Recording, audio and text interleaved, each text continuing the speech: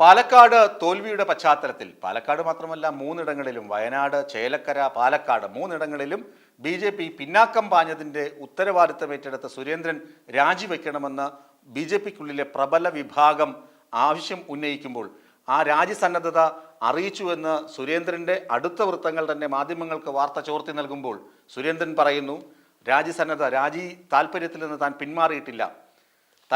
താൻ കാലാവധി പൂർത്തിയാക്കണമോ അതിനു മുന്നേ തന്നെ പ്രസിഡന്റ് സ്ഥാനം ഒഴിയണമോ, അതായത് സംസ്ഥാന അധ്യക്ഷ പദവി ഒഴിയണമോ, കാലാവധി പൂർത്തിയാക്കണോ എന്ന് തീരുമാനിക്കേണ്ടത് കേന്ദ്ര നേതൃത്വമാണ്.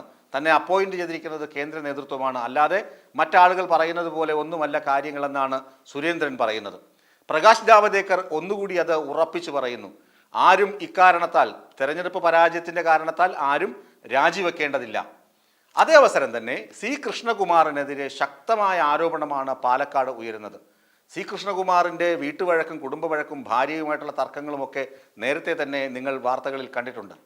എന്നാൽ സി കൃഷ്ണകുമാർ അല്ലാതെ മറ്റാരെയും സ്ഥാനാർത്ഥിയായി കിട്ടിയില്ലേ എന്നാണ് നഗരസഭാ അധ്യക്ഷയോട് വോട്ട് ചോദിക്കാൻ പോയപ്പോൾ നാട്ടുകാർ ചോദിച്ചത്. നഗരസഭാ അധ്യക്ഷ അത് കൃത്യമായി പറയുന്നുണ്ട്. പ്രമീള ശശിധരൻ അവർ പറയുന്നുണ്ട്, കൗൺസിലർമാരെയാണ് ബി ഇപ്പോൾ കുറ്റപ്പെടുത്തുന്നത്. 28 വാർഡുകൾ ബി ആണല്ലോ ഭരിക്കുന്നത്. അപ്പോൾ ബി കൗൺസിലർമാർ വോട്ട് ചെയ്യാൻ ഇറങ്ങി, അല്ലെ വോട്ട് അഭ്യർത്ഥിച്ച് ഇറങ്ങിയില്ല എന്നൊക്കെയാണ് നേതാക്കളുടെ വിമർശനം. എന്നാൽ അവരെ കുറ്റപ്പറഞ്ഞിട്ട് കാര്യമില്ല. കൃഷ്ണകുമാർ അല്ലാതെ മറ്റേതൊരു സ്ഥാനാർത്ഥിയാണെങ്കിലും എണ്ണയിട്ട യന്ത്രം പോലെ ബി സംഘപരിവാറും സംഘങ്ങളും, അതായത് RSS ഉൾപ്പെടെയുള്ള ആളുകളും ഇറങ്ങി പ്രവർത്തിച്ചേനെ. പക്ഷേ കൃഷ്ണകുമാർ എന്ന് കേൾക്കുമ്പോൾ ആളുകൾക്ക് ഇഷ്ടമല്ല. അയാളൊരു മാടമ്പിയാണ്, ഭൂമി കച്ചവടക്കാരനാണ്, റിയൽ എസ്റ്റേറ്റുകാരനാണ്, ബന്ധുക്കളെ ഉപദ്രവിച്ച ആളാണ്, ഭാര്യയെ പരസ്യമായി തല്ലിയ ആളാണ്, ഭാര്യയുടെ അമ്മയെ തല്ലിയ ആളാണ് എന്നൊക്കെ പറഞ്ഞ് ആളുകൾ വിമർശിക്കുന്നുണ്ട്. സംഘത്തിന് ചേരാത്ത ആളാണ് എന്ന് പറയാൻ വിമർശിക്കുന്നുണ്ട്.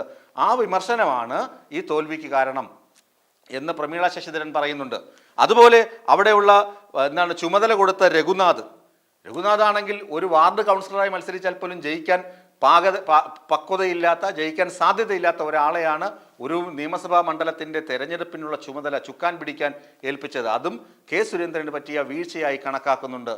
ചുരുക്കത്തിൽ ഇങ്ങനെ സുരേന്ദ്രനെ പ്രബല വിഭാഗം, എന്തിന് മുൻ കേന്ദ്രമന്ത്രി വി മുരളീധരൻ വരെ സുരേന്ദ്രനെ തള്ളി പറഞ്ഞില്ലേ? അങ്ങനെ ഇരിക്കുമ്പോഴാണ് വീണ് കിട്ടുന്നു പുതിയ അവസരം. എന്താണ്?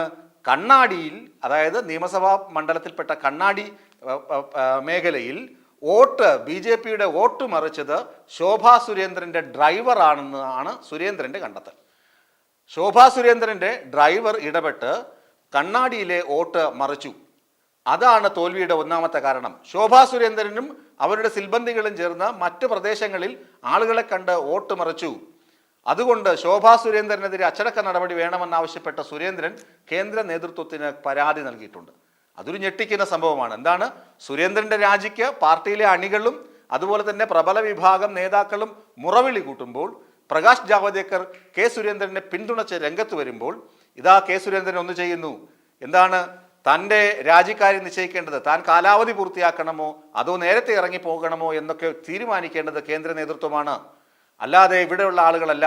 കേന്ദ്ര നേതൃത്വം ഒന്നുകൂടി ചിന്തിക്കുക. എന്താണ്? ഇവിടെ വോട്ട് മറിച്ചത് ശോഭാ സുരേന്ദ്രനാണ്, സംസ്ഥാന വൈസ് പ്രസിഡന്റായ ശോഭാ സുരേന്ദ്രനാണ്. അവർക്ക് കെ സുരേന്ദ്രനെ എങ്ങനെയെങ്കിലും താഴെ ഇറക്കി അധ്യക്ഷ സ്ഥാനത്ത് വരണം. അതിനുള്ള തന്ത്രമാണ് അവർ മെനയുന്നത്. അവരുടെ ഡ്രൈവർ കണ്ണാടിയിൽ നേരിട്ട് പോയി ആളുകളെ കണ്ട് വോട്ട് മാറ്റി ചെയ്യാൻ പ്രേരിപ്പിച്ചതിന് തെളിവുണ്ടെന്നൊക്കെയാണ് സുരേന്ദ്രപക്ഷം വാദിക്കുന്നതും സുരേന്ദ്രൻ പരാതിയിൽ പറയുന്നതും. അങ്ങനെ ശോഭാ സുരേന്ദ്രനെതിരെ അച്ചടക്ക നടപടി വേണമെന്ന് സുരേന്ദ്രൻ കേന്ദ്ര നേതൃത്വത്തോട് ആവശ്യപ്പെട്ടിട്ടുണ്ട്. ഇതൊരു ഞെട്ടിക്കുന്ന സംഭവമാണ്. ബി കേരളത്തിൽ മൂന്നാമത്തെ ശക്തിയായി വളർന്ന് വന്നുകൊണ്ടിരിക്കുന്നു. നിയമസഭയിൽ ഒ രാജഗോപാലിയുടെ അക്കൗണ്ട് തുറന്നു, പിന്നെ ഒ രാജഗോപാൽ തോറ്റു. ഇപ്പോൾ പാർലമെന്റിലേക്ക് സുരേഷ് ഗോപിയെ പറഞ്ഞയച്ചു. സുരേഷ് ഗോപി കേന്ദ്ര സഹമന്ത്രിയായി. കേന്ദ്രമന്ത്രിമാർ നേരത്തെ ഉണ്ടായിരുന്നുവെങ്കിലും, മലയാളികളായ ആളുകൾ ഉണ്ടായിരുന്നുവെങ്കിലും അവരൊന്നും തന്നെ തെരഞ്ഞെടുക്കപ്പെട്ടു പോയവരല്ല, രാജ്യസഭാ നോമിനികളായി പോയ ആളുകളാണ് മന്ത്രിയായിട്ട്. ഇത് പാർലമെന്റിൽ ലോക്സഭയിലേക്ക് തെരഞ്ഞെടുക്കപ്പെട്ടു പോയ ഒരു പ്രതിനിധിയെ കിട്ടി. അങ്ങനെ ഒന്ന് പച്ചപിടിച്ച് വരുമ്പോഴേക്കും അതിനകത്തുള്ള പടലപ്പിണക്കങ്ങൾ പാർട്ടിയെ അടപടലം നാശിപ്പിക്കുകയാണ്.